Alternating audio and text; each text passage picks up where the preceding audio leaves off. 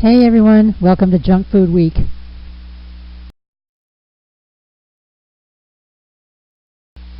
There are two types of food, dead and alive. From looking at these two pictures, guess which one is dead and which one is alive. Not very hard to figure it out, is it?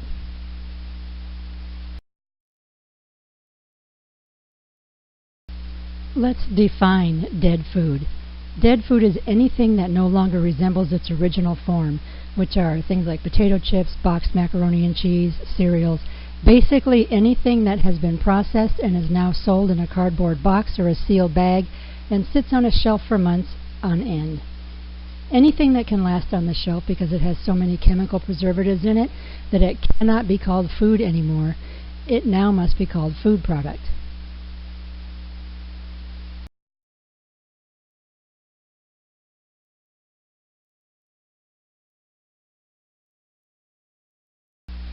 Dead food will cause you more problems than you know what to do with. When you eat dead food, first of all, your body doesn't even recognize it as food. It has no idea what it is, and it has no idea what to do with most of it. So what does that mean? Well, let's look at something that most people love, soda.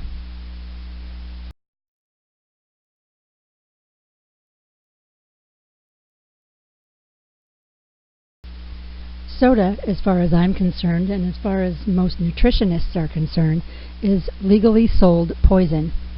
There are over 1,500 different types of soda, or pop, depending on where you're from, in the world today. 1,500 different kinds. We're going to look at just one. We're going to look at Mountain Dew. There is more sugar than one person should have in an entire day in one 20-ounce bottle of Mountain Dew. And a person is, per 2,000 calorie a day diet, is allotted 37 grams of added sugar a day. The 20-ounce bottle of Mountain Dew has 77 grams of sugar. And by the way, a 1-liter bottle of Mountain Dew contains 124 grams of sugar, because I have yet to see a 1-liter bottle of Mountain Dew. I think I mostly see 2 liters, which makes it even worse. It makes it 248 grams of sugar.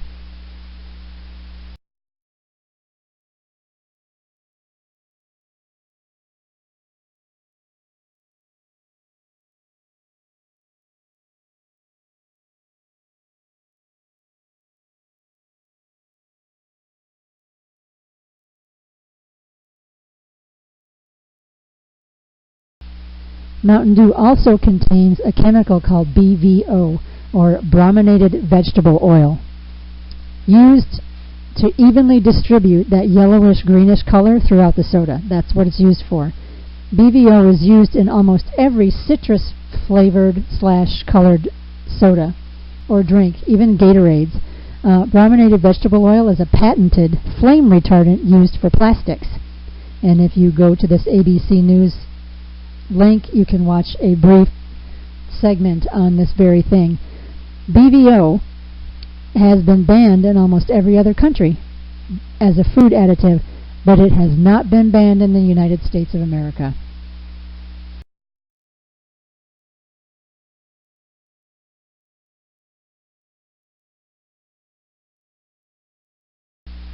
Now, one Mountain Dew won't cause any major damage or side effects other than a high from the sugar and a crash when it's gone.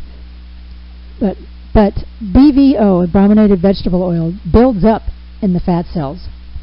Eventually, you will have enough of a buildup that you'll start to feel the effects of the brominated vegetable oil being stored in your body. You'll get headaches, fatigue, memory loss, loss of muscle coordination.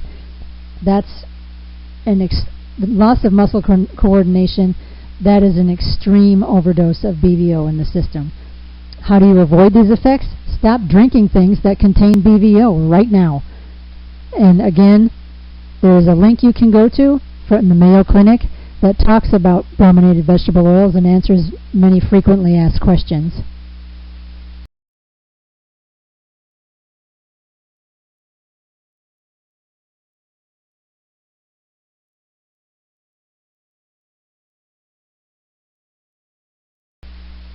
Come to think of it, BVO is not the only additive that has been banned in almost all other countries but ours.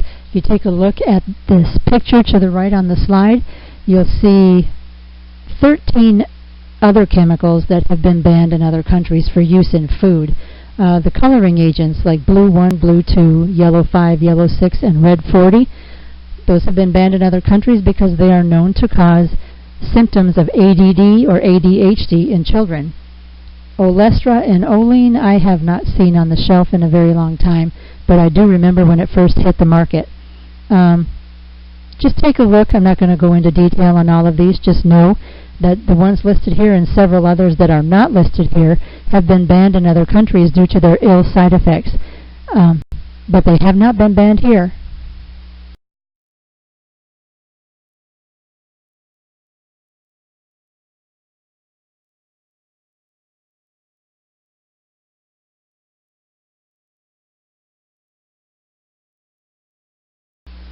So what exactly happens in the body when we eat something that it doesn't recognize as food? Does it flush it out? Does it get rid of it somehow? No, it does not. The body, when you eat something that it doesn't recognize as food, sends it to your fat cells for storage. Your fat cells are basically the storage units of the human body, and they will end up getting bigger and bigger, and you'll get more and more fat cells the more junk that you eat and the more chemicals that your body sends to the fat cells to store.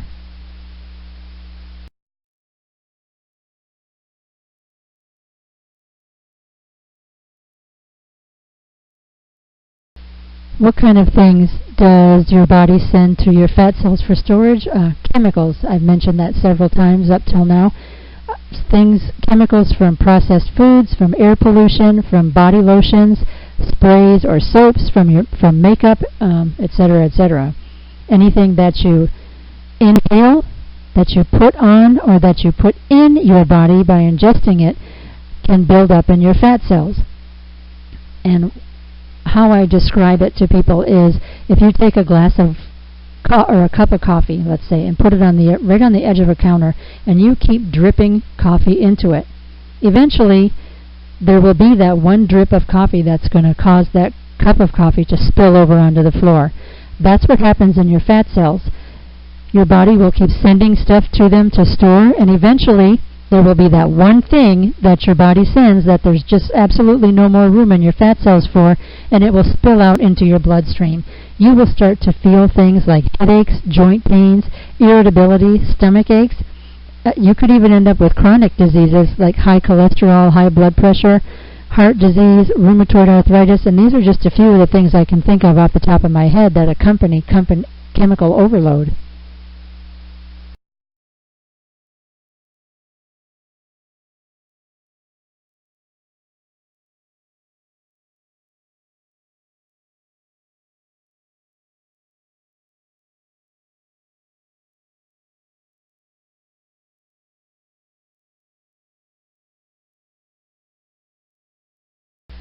Everything that you eat, everything that you put into or on your body has the ability to do one of two things.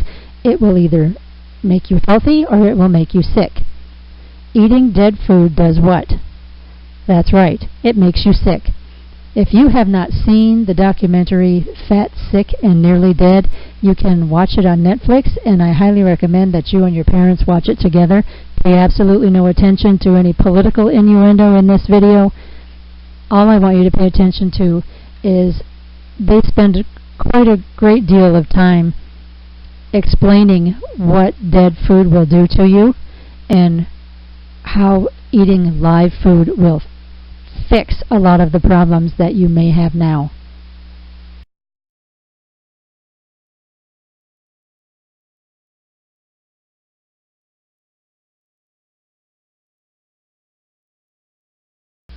Most dead foods were at one time living foods until humans got a hold of them. We made the living foods into dead foods by processing them beyond recognition. And why do we do that? Longer shelf life. It's actually for the almighty dollar. Processed dead foods will last longer on the grocery store shelf or on the shelf in your pantry, and the rest of the dead foods were never really food to begin with. They were created by man and are referred to as food products. These food products were created to be addictive, so you will keep buying them. I mean, Why do you think Lay's potato chips slogan is "Bet you can't eat just one"? 'Cause you can't. It sends a signal to your brain, like it lights up the same part of your brain that drugs do, and causes you to want more. So they are making money off of your addiction to potato chips. And they were not created for your health, no matter what any of that packaging says. And the packaging also was created to make you want more. They actually have people that they hire to work in their companies to create packaging that will attract you to them and make you want to buy them. That's why the packaging is bright colors, blues, reds, yellows, anything that triggers you to want to buy them and want to eat them.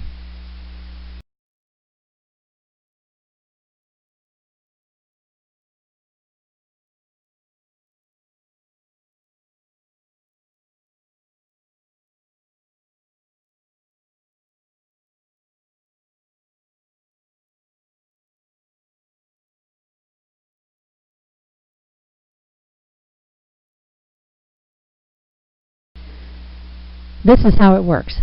It is a vicious circle. It starts out by us eating junk food or dead food. But then the body doesn't recognize it. The body sends the chemicals to the fat cells for storage. Your fat cells get bigger and bigger. And eventually you have chemical overload. You will begin to feel symptoms of what you think is a disease, an illness, or a condition. And you will go to the doctor to get diagnosed with this disease, illness, or condition, and the doctor will more than likely give you a prescription to alleviate the symptoms. The symptoms don't actually go away. And then you eat more junk food, and it starts all over again, and you end up back at the doctor and get another prescription. You have been diagnosed with something that you don't really have. What you have is chemical overload, and the one way to get rid of chemical overload is to stop eating the chemicals to begin with.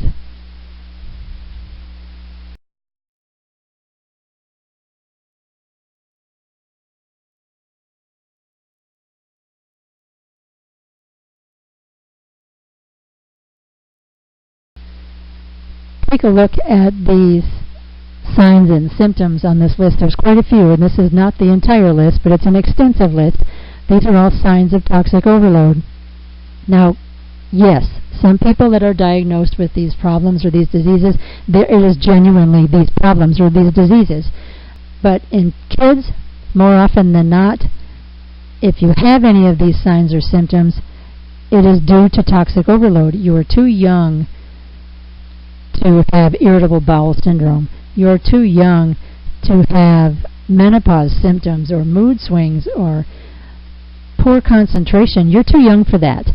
So take a moment and look at all of these signs of toxic overload and write down the ones that you think you have now or that you've had in the past, and think about the foods that you're eating and see if you can't come to a conclusion as to whether or not these foods are causing these issues.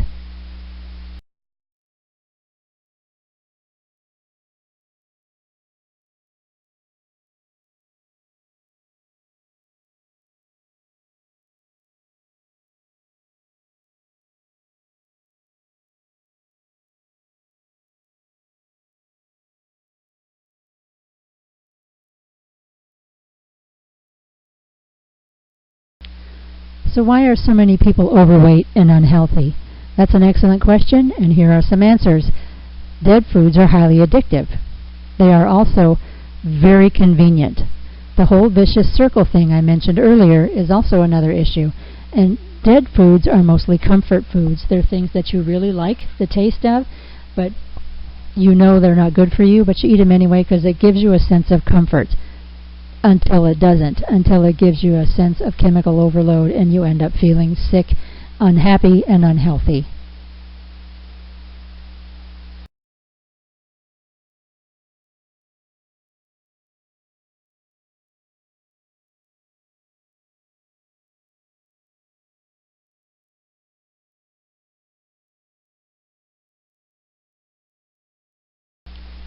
What I recommend you do is sit down and watch one or both of these documentaries with your parents.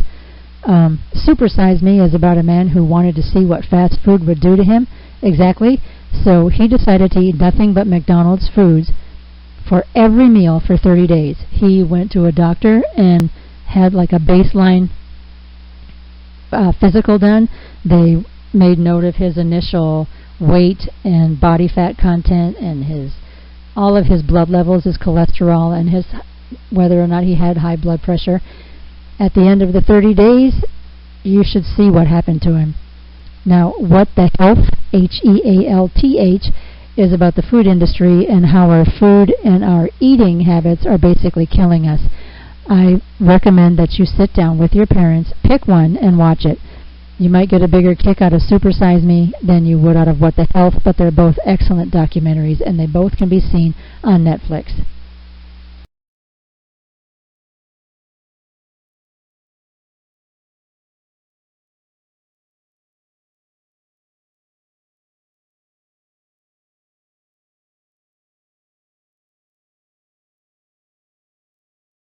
Let's recap. What foods are dead foods and should be avoided at all costs? They are processed foods, fast foods, or anything that wasn't grown or raised. Any of these places that I show here on the right, avoid them. The companies that create and sell these dead foods have hired people to design their packaging, as I mentioned previously, to attract your attention and get you to want to buy it. They have people whose job it is to produce commercials that are directed at children and make them want to eat their products. They also design their packaging and produce their commercials so that products look bright, fun, and inviting. They may even throw the word healthy in there on occasion, but know in your heart and in your mind that that is not true.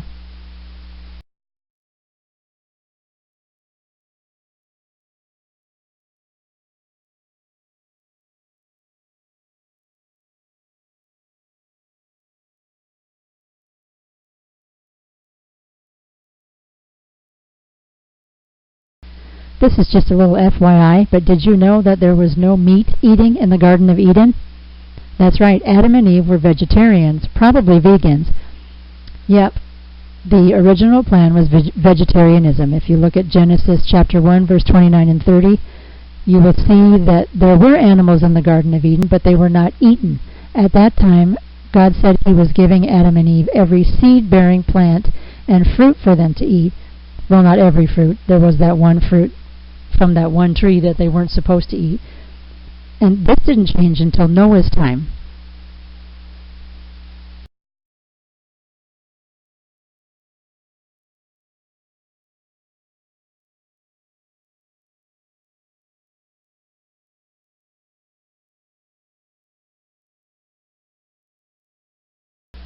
That's enough for this week. This week we covered dead foods, and next week we will cover alive foods or living foods, the foods that we were actually designed to eat. This week's How It's Made video is how it's made hot dogs. I think it may gross you out. I know it did me.